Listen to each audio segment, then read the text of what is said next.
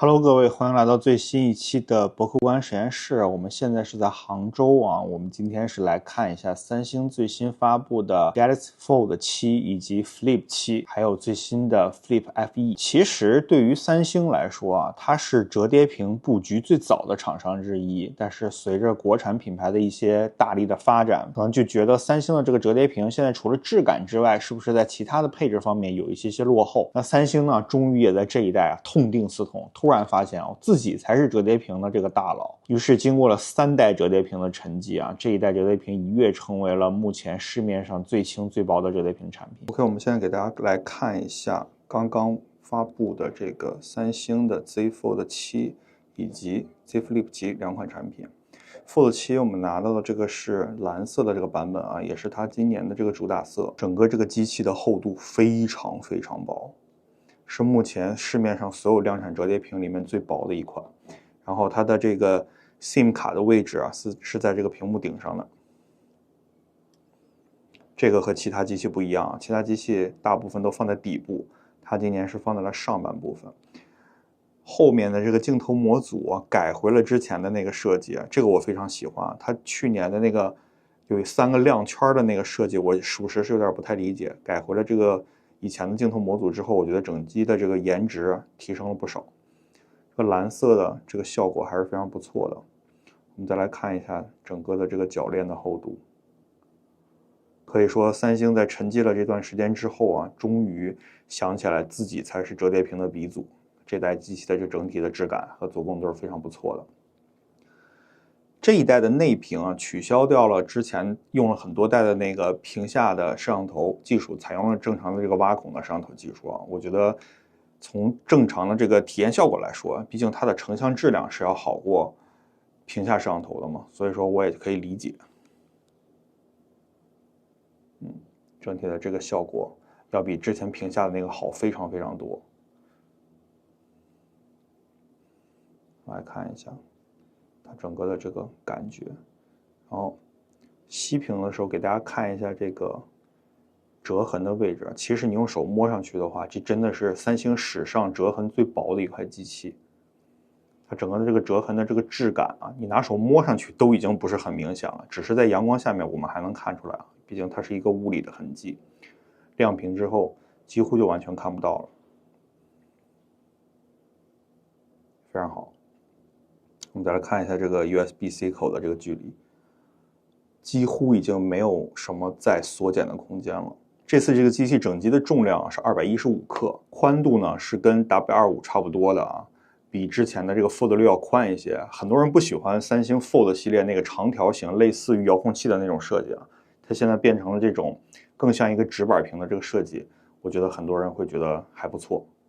这个机器整体合上的这个厚度是 8.9 毫米，展开后这个厚度是 4.2 毫米所以说厚度还是非常惊人的，很轻薄。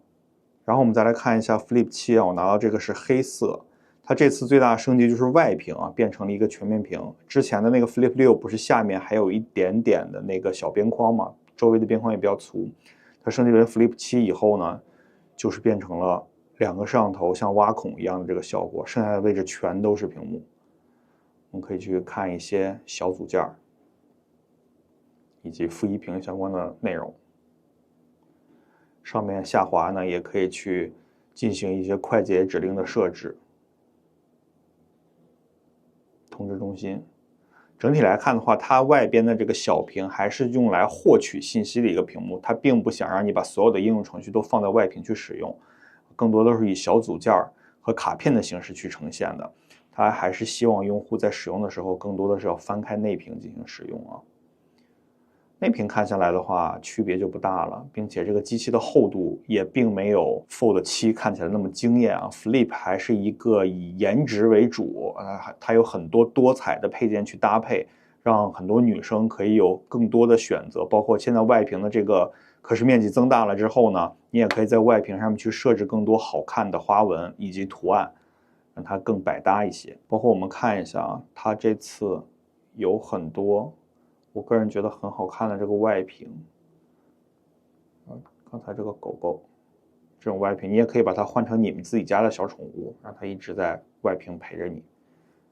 你看2个摄像头加上闪光灯都是以挖孔的形式来呈现。这次的这个 Flip 7的电池容量是来到了4300毫安时，这算是 Flip 里面有史以来最大电池的这个机器。虽然是和国产的小折叠相比呢，毫安时数要稍微低一些，但是这是三星小折叠里面有史以来最大的电池容量。然后刚才我们说 Fold 7的时候，我忘记说了 ，Fold 7这次虽然你看它这个变薄了，屏幕也增大了，整个的比例也改变了，但是它的电池容量依旧是4400毫安时，这个我确实是有点不能理解了。就是在动辄国产的这个折叠屏里面都6000多毫安时的这个情况下，它依旧采用了一个4400毫安时的电池容量。希望它这一代待机能有更好的表现吧。然后这次除了 Flip 7之外呢，还推出了一个性价比更高的型号，就是 FE。然后我们从外屏来看 ，FE 其实就用了上一代的外屏啊，它并不是一个全面屏的造型。我们可以和 Flip 7做一个对比。我问了一下我周围的朋友，也有人更喜欢这个造型啊。FE 整体的这个厚度就要比 Flip 7要稍微宽一点点了，但是整个机器要窄一点点。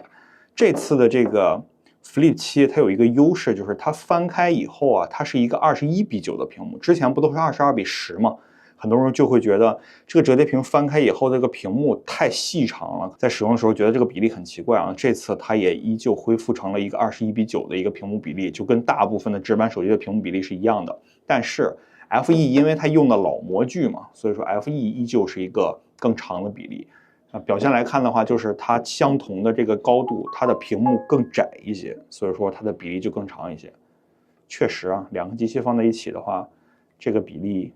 有一点奇怪，而 Flip 7这一代的就更像一个直板机，翻开以后就区别不大了。2个机器的这个折痕做的其实还是都不错的，但是你用手指头这样实际摸上来的话，你会觉得 Flip 7会浅一点点，然后 FE 的话就跟上次的这个 Flip 6的区别是不大的。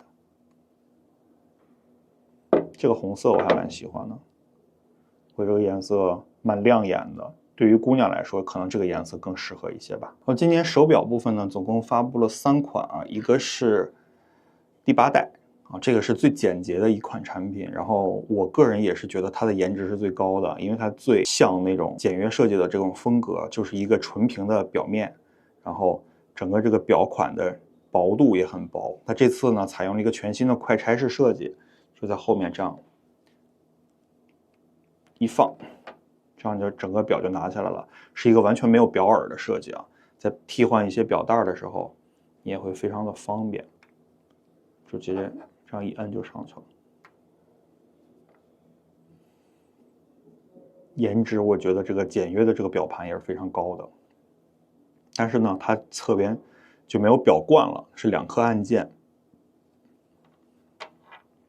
而这一款呢，可能喜欢劳力士的朋友应该会很喜欢啊，它的这个有这种狗牙圈的设计，然后默认的这个表盘也是一个3针式的表盘，带有一个带保护圈的一个这个表冠。然后它的这个保护圈呢，可以通过这个旋转啊去切换不同的功能，所以说等于多了一颗旋钮。整体的这个质感也是不错的，阻尼效果也很好。这一款呢就是 Ultra， 我觉得 Ultra 的这个设计，我个人反正不是很喜欢，但是也有很吃 Ultra 这一套的，不管是苹果的 Ultra 还是三星的 Ultra， 对我来说都太厚重了。你可以跟这个 S8 去比一下，对吧？2个机器的这个厚度还是很明显的。这次的 Ultra 依旧是这个快拆式设计啊，也很不错。这2款看起来就会更科技、更运动风一些，但是反观呢 ，Classic 这款产品呢，就像一个正装表一样，它可能去配一些更正式的衣服，要比这2款更合适一些。反正如果让我选的话，我的首选肯定是这个最轻薄的版本，然后呢 Classic， 最后再是 Ultra。OK， 看完了之后，大家觉得三星这3款产品的感觉是怎么样的呢？欢迎在屏幕下方给我们留言。如果你想进一步的探讨一些关于三星折叠屏的话题的话，可以在微信公众号搜索不客观实验室，并且在后台回复不客观，我们的客服会把您拉到我们的粉丝群里面，咱们日常可以探讨一些更有意思的话题。下期节目再见，拜拜。